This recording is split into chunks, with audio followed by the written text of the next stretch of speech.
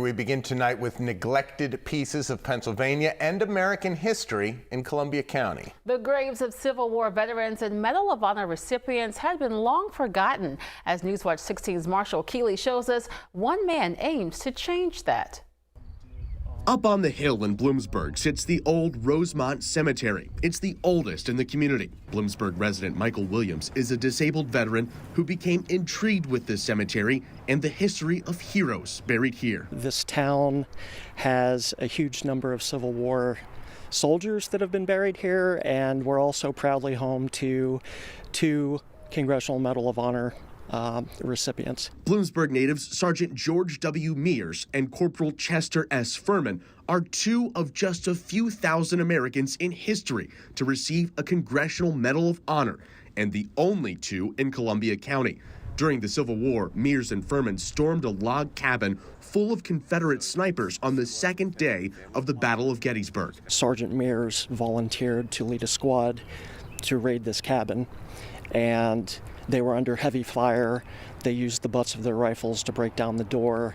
They stormed in very sternly and took all the rebels into custody, and including a few prisoners of war from the Union. But grounds where they and many others were laid to rest are now in poor condition. Williams says when he first came to Rosemont Cemetery, he saw the tall grass, broken headstones, some of them buried.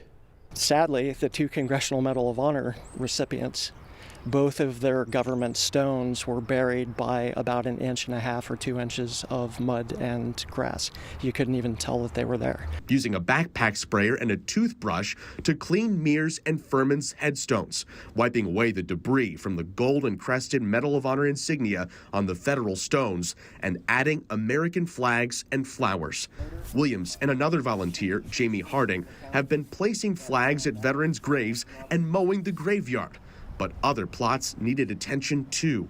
This grave marker from the early 1800s has been twisted and broken by the branches of a tree. Whether you're a veteran or not, I think when you're in your final resting place and it's a place that brought you peace while you were alive, that you were proud to be interred in, that you full and well have the right to be taken care of when you're gone.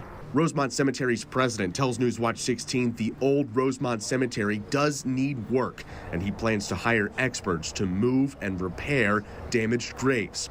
Still, Williams plans to keep going. Marshall Keeley, Newswatch 16, Columbia County.